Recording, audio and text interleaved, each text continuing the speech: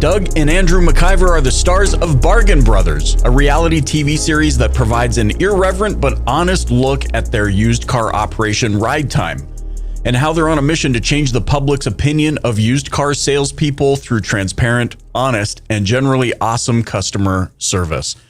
They're third-generation dealers who grew up in the business and who have a deep understanding of how important customer care is to achieving success. Gentlemen, thank you so much for joining me here on the Dealer Playbook podcast.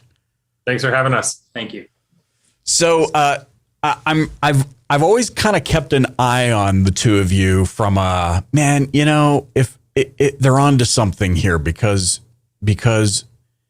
you have a situation that is relatable and that you're a family business, but then you've broken the mold completely as what I would submit the standouts, especially in the Canadian market, of dealers who have proven that it's okay to kind of like poke fun at yourself and that you don't always have to be this white collar, you know, hoity toity, like whatever. Oh, I'm so professional and we take pride in blah, blah, blah. So I want to ask you, right? Because I think our human nature, maybe it's preservation mode. Maybe we just have this innate desire to be more professional than we are and not make fools of ourselves and not, you know, we're maybe overthink everything. Maybe we want to do something funny, but we overthink it. How have you guys found the balance? Like, have you always just been kind of crazy people and zany like this and just said like, screw it, we're going to go for it? Or was there an aha moment where you were like, hey, we got to let people in a greater way to build a presence in the market? Yeah. So I'll jump in there. My brother and my dad had started this business in 2007. My dad was a franchise dealer for a long time, and at one time was the largest Chrysler store in Canada by volume.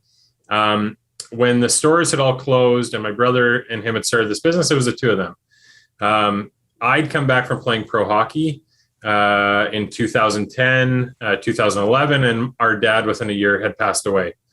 So through the great help, and I love giving him a shout out, Paul Potratz at the time was our ad agency. And he said, you know, you guys now are the face of the business. We have to come up with a way of branding you two. To your point about being more professional than you probably are, you know, Andrew has a really good story that I'll let him tell about. He wore a suit. He dealt with a customer one day dressed in normal attire, and the next day he wore a suit. And the difference between the customer's reaction of him in a suit versus normal attire was immense. But before he tells that, we always talk about we're selling cars to people, and people buy, you know, $100,000 Teslas, which are sold, to, you know, $4,000 trade-ins. And people are just normal people, right? And they right. want to deal with normal people. And I'll let him tell the story, but I really think that if you dress past your customer, right, there's a problem, right? And you can dress to be comfortable and make everyone feel welcome in your establishment. Yeah, and it comes down to what we sell, right? You know, we do sell bread and butter vehicles for the most part. So, you know, we sell, you know, everyday vehicles to everyday people. The truth of it, going to the story that Doug kind of told and then told me to retell, there was a customer that came in and I was wearing, you know, everyday clothes. We hadn't gone to our uniform, which our uniform is actually a polo shirt and jeans. And I was wearing just street clothes. The next day I woke up that morning and I said, you know what, I'm going to dress like I used to dress when I was at the dealership. And that was, you know, the really nice suit, the tie, the shirt, the whole 9 yards, show up. And the guy that I got along with like amazing yesterday, he was like my newest best friend. I came in the next day and he literally would not talk to me. And I had to try and figure out why that was. And, you know, we got to the bottom of it and he goes, listen, you dress like my boss. I hate my boss. Right. And he had an example. He goes, I had a friend, he was a really good friend. And all of a sudden, next thing you know, he becomes the foreman and every day he's showing up in a suit. He completely changed. I hate him. I never want to deal with somebody that dresses in a suit. And it was an aha moment for us that, you know, again, we want to meet the customer where they are and we want to seem approachable. Because I remember going to the dealership every once in a while. And if I dressed really, really nice, I'd have some people come up to me and say, you look like a banker, right? And if you think of it this way, a decent percentage of your population or customer base hate bankers. Why? Because bankers tell them no. Right. So depending on what your customer base is, and truthfully, when we started this company back, in 2007, and I tracked that all the way back to 2010, we were 90% non-prime. Right. That was the core of our business at that time. And going back to it, you don't want to dress like a banker when 90% of your customer is in the non-prime space, because going back, what I just said, bankers tell them no. Right. And they have bad connotations with that. And, you always talk about what would you do if you're able to start a dealership from scratch? Well, truthfully, when we started this company back in 2007, we were finally able to get rid of all the rules that the franchise dealers had. Right now, truthfully, as an independent, you give up one set of problems for another. You don't have a factory telling you what to do, but you have issues getting lenders. Right? You always trade one set of problems for another, but we were able to create something from scratch and said, if I could, would I, and how would I do it? And, we've made some decisions that I think have benefited us. And one of those, going back to what you said, is, our relaxed atmosphere overall, and not taking ourselves too seriously. I'm intrigued by it and I love it because what both of you have just described is a thought process that, like, it really just shows how much thought has gone into this, how strategic it actually is.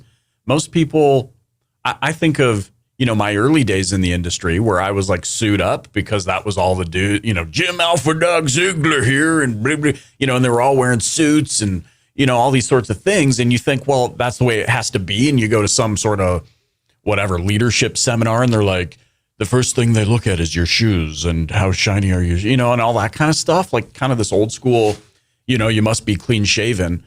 And I remember doing all of that, and it probably impressed maybe the old dogs in the industry that kind of grew up with that. But then you realize, like, to your point, how important it is to know your audience and who am I actually trying to build a relationship with. And I love what you're saying about a boss, because the minute somebody feels like they're your boss, even if they like you as a quote unquote boss, they're still going to treat you different because you're the boss. And so I think that's really, really interesting that you framed it out that way. What do you say to dealers? Like, what advice would you give them who are maybe thinking, who have had these similar thoughts, but who have not yet pulled the trigger because they're maybe too afraid to try it out? What would you say to them to maybe ease their minds?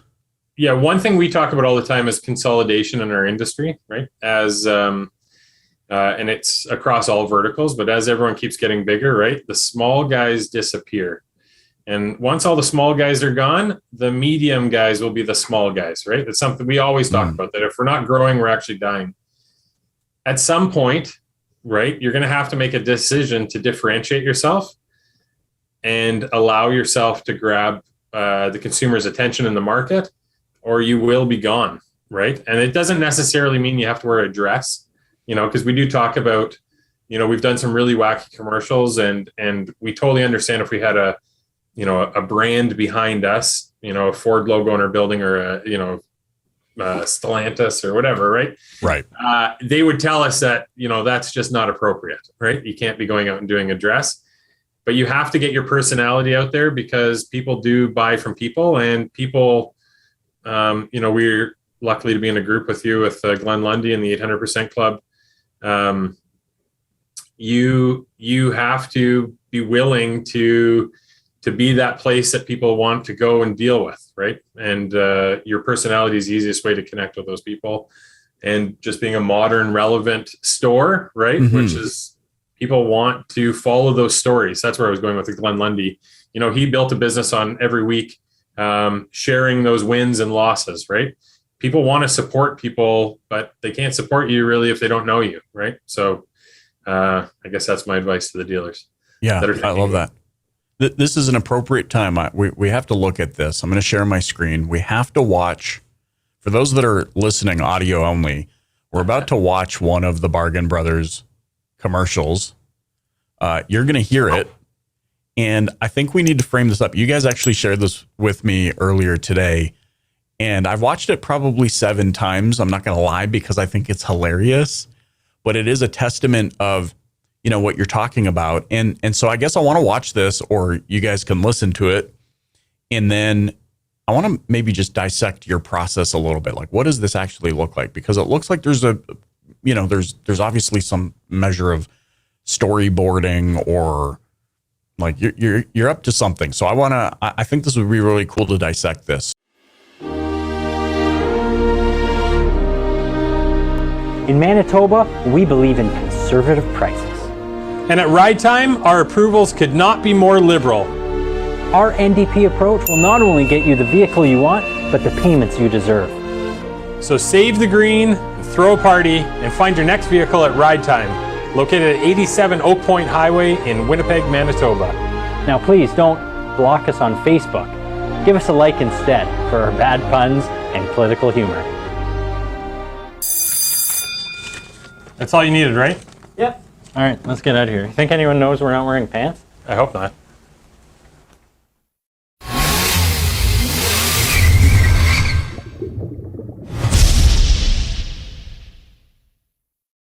What we just, for the listener only, what we just watched is there's different political parties in Canada. They all have names.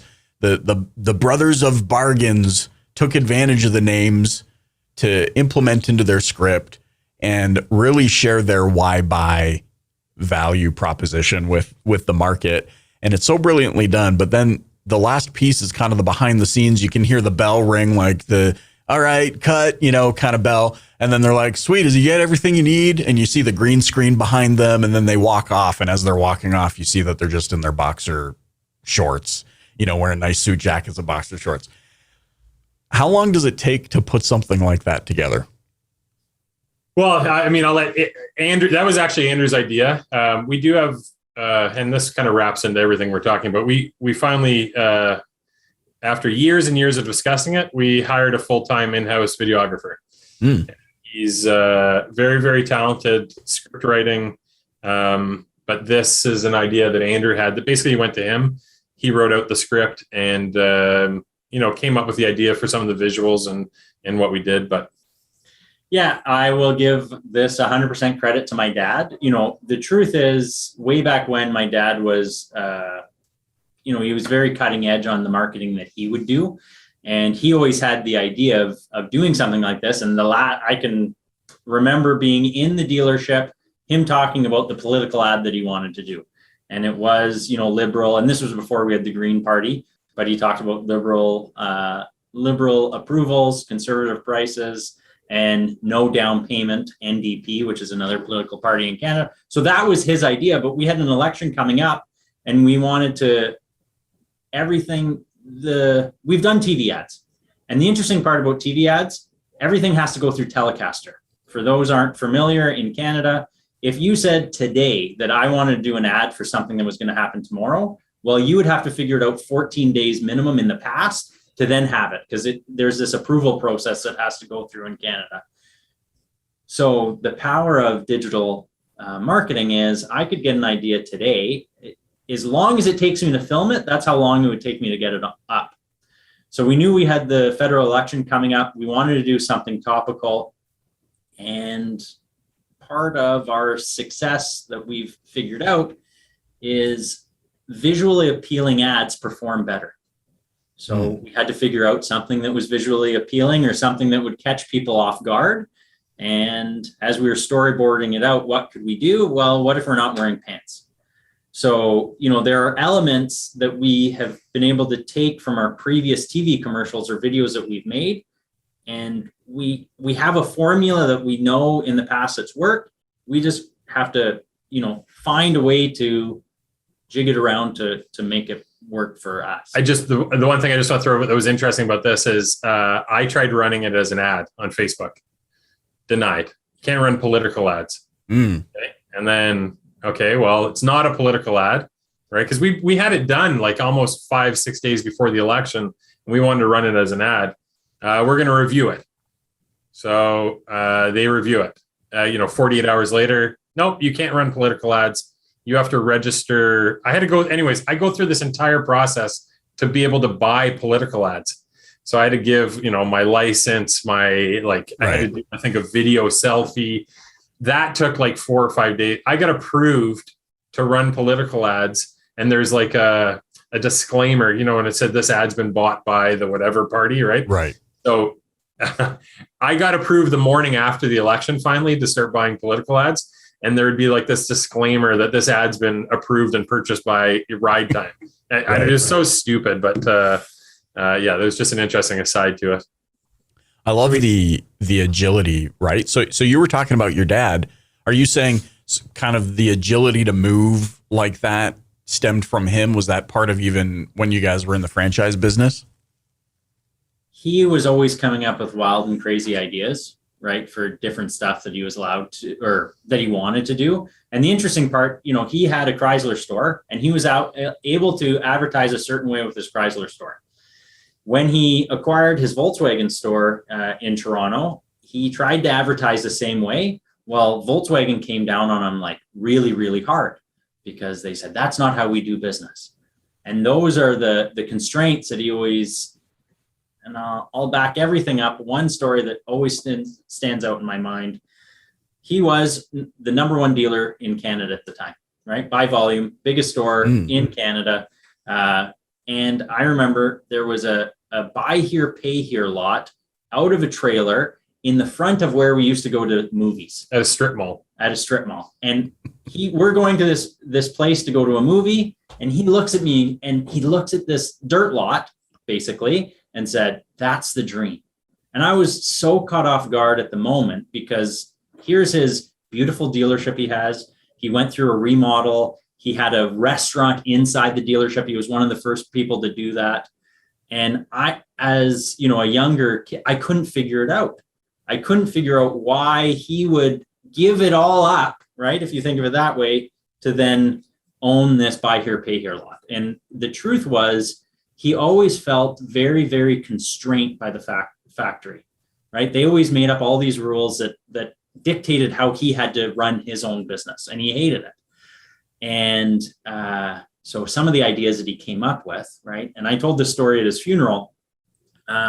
Winnipeg, there was a time, and I think it was 84 or 85, the Pope came to visit Winnipeg. And Portage Avenue, those who been Winnipeg, haven't been in Winnipeg, it's one of our main streets. And the Pope and Midway Chrysler, which was the store that we had in Winnipeg, was on Portage, and the Pope literally came right by the dealership. And as a baby, I was on the roof, and as the Pope drove by, my dad wanted to have a sale, and he was thinking that he was going to hire Father Guido Sarducci, which was a SNL character. And he was going to have a sale where everything in the front of the line got a full blessing. Everything in the second row, that was a half a blessing. Everything in the back row, that was no blessing at all. Those are sold as is, right? That was his idea. And he was always coming up with those crazy, crazy ideas. And he thought it was brilliant. He took it to his dad, and his dad lost it. Said, what are you doing? We can never advertise like that. But those were, that's what made him. And, a lot of that rubbed off on us, that it's okay to take risks, right? It's okay. It's way better to be memorable than to have an ad that appeals to everybody, because the more vanilla your ad is, it appeals to nobody. Right. So, we've had it that we've upset some people with our ads. A lot of people. and they've fallen on both sides of it. But if you're getting some reaction, that's way better than getting no reaction at all. Yeah. Yeah. I love that. Yeah. No, I have young kids, right? And that one of the things I'm focusing on instilling is, the sooner they realize it doesn't matter. You don't have to be liked by everybody, right? You have to be yourself. Right. And that's the truth. Like you said, we ran a Donald Trump ad, which we thought was going to be hilarious, right? Where we were two Donald Trumps. We hired a professional Donald Trump voice and voiceover guy. We were building walls around high prices, right? We were What was the other thing we did in there? Anyways, We were making car buying great again. yeah, making car buying great again, right? Kissing baby, shaking hands. Awkward handshake. It was a total spoof. I had friends, you know, because I've got family and stuff in the US. I had friends that said, hey, you're being too tough on Trump. Hey, you're not being tough enough. But it had nothing to do with politics, right? Right. We ran it during the Summer Olympics leading up to the election. And it was my idea. And I said, listen, if Trump ends up winning, right? If Trump ends up winning the election and we've run this all the way up and we keep running it, think of the play we'll get, right? Well, it's going along. Some people are laughing, whatever, right? Election comes, Trump wins. Everything turned into like the craziest hate mail. You guys are racist. People were sending us like swastikas on, Twitter. Like it got really, really nuts. And that's, you know, we eventually did bow down or like, listen, some maniac reporter for one of our big newspapers wrote this long thing on Twitter about how disgusting we are for this ad, right? Like it got like pretty crazy hate mail. And we said, you know, hey, we got to take this off the air. It's gone a little sideways, but people remember, right? And the strategy behind our video ads and our commercials wasn't to sell cars today. The best analogy was said at some point, there's going to be a group of guys sitting in a garage drinking beer. And one of them is going to say, my car broke down. And one of his buddies are going to go, remember those commercials that we always laughed at Ride Time? Why don't you go see those guys, right? Mm-hmm. And, in this 800% club that we're in together, you know, the infinite game, talking about decisions down the road, we always try to think of what are we doing today is going to affect us in 6 months, 12 months, 24 months, right? Because we really always have been playing a longer game. And my dad, the one thing that he would have had from the franchise world is everything was a month-end game, right? We've talked that if my dad would have stayed alive and we made a decision to do TV, it would have been canceled probably after month 2, right? You're spending what? The commercials are how much, right? We sold 2 cars because of it. It's over, right? But it was, you know, and you touched on it earlier, like we're goofy guys. We run our business almost scientifically, right? Data has a play and role in almost everything we do, right? Mm-hmm. There is a lot of thought that goes in behind what we're trying to accomplish. But yes, to the guy off the street, we're the maniac brothers that wear dresses and, you know, do weird stuff, right? Dress as Donald Trump. Yeah. No, this is, I love this. It's amazing. And to touch on what you were just saying about this 30-day cycle, you know, in our business as an agency, that is the thing we are trying to frame people around. Like, you got to break free from this 30-day cycle because you don't know how many interactions it's actually going to take. You don't know what life cycle customer A is in versus customer B. You don't know the impact of proximity, of frequency. Like, how many times will it take them to see Andrew in a red ball gown to translate to something? Because you just don't know where they're at. It reminds me of back in the day, our family business, we used to publish phone books, like telephone directories and stuff like that. And I remember one of the jingles my dad wrote that they put on the radio was this, and it's so annoying. And now that I've put it back in my head, it's going to be months before it leaves. But it was just like this, I don't know, like almost cabaret sounding, like ding, ding, ding, we've got your number, ding, ding. And it did this thing. And I remember it was the bane of my existence as a teenager until I realized that Home Hardware Canada changed their slogan to "We've got your lumber." And I was like, oh. And at some point, I remember somebody reached out and they're like, yeah, no, they've heard this. We had franchises across Canada of this phone directory, so that radio commercial was getting play. And I'm like, somebody heard this, and it took a few years, but we started noticing all of the signs on home, and to this day, Home Hardware still has "We've got your lumber" written on the side. And I thought, isn't that interesting? You don't really know, you know, even to a degree with whether you're running Facebook ads or anything like that, you don't really know what the impact is going to be in the immediate or how long it's actually going to take. So to your point, playing the infinite game really is where the focus ought to be. But I get it's tough, right? Because we report our financials monthly, right? I know to a lesser degree or as strict, I guess, deadlines as the franchise world does. But we still do it. You still have to be profitable. You still have monthly expenses, right? But there are lots of decisions that you make that, you're not going to see, the reward for, much further down the line. Yeah, I love it. Man, I could talk to you guys forever. I did have 72 other questions I wanted to ask, but I'm not going to do it. I wanted to talk to you about family business, how you navigate all of that. I think I'm just going to have you guys back on if you're willing to come back on, and we'll talk about that aspect of the business. This has been tremendous. How can those listening get in touch with you guys or connect with you? Yeah, easiest would be either our Facebook or we're both active on Twitter. Well, no. We have Twitter. How about that? Yeah, I haven't been active on Twitter in a long time. Yeah, Facebook. I mean, Facebook / Doug MacIver. That's probably the easiest way to get a hold of me. I'm on there quite frequently. I mean, you can look us up at our store. The interesting thing about our family dynamic in our business, I actually don't deal with any customers. I'm the guy kind of behind the scenes, and he's the front-facing guy. So, hence the uniform. Yeah, I was the better looking one, so that's why I get to deal with the customers. Well, more average looking is what he was actually. So it's because they went to YouTube before they visit your store, and they're like MacIver, and then they see Doug MacIver, and then they just see MMA style hockey brawls, and they're like, yeah, we'll talk to the one with hair. Yeah, pretty much. Yeah, I did try sales when I retired from hockey for about 5 minutes, and I ended up having to threaten a guy on the phone because he basically stole tires from us, and I'm screaming in the showroom, right? Because I said, where can you get free tires from? Because he took off without paying them, and he goes, obviously from you, B. And I was like, what the? So I was screaming in the showroom at this guy, and my dad comes running out of his office, and he's like, hey, you can't be screaming at customers like that. And I'm just like picturing you with like inline skates on. So you're like doing the whole like backward skate thing, prepping like to fight somebody. That's hilarious. Hey, well, at least you knew what lane you were in real quick.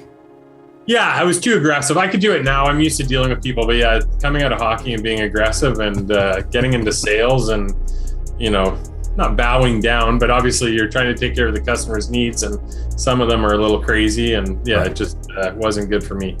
Well, I'm glad we connected. I'm glad to be in the 800% Club group with you, and look forward to staying in touch, and we'd definitely love to have you back on the Dealer Playbook podcast. Anytime. Thanks so much. Thank you.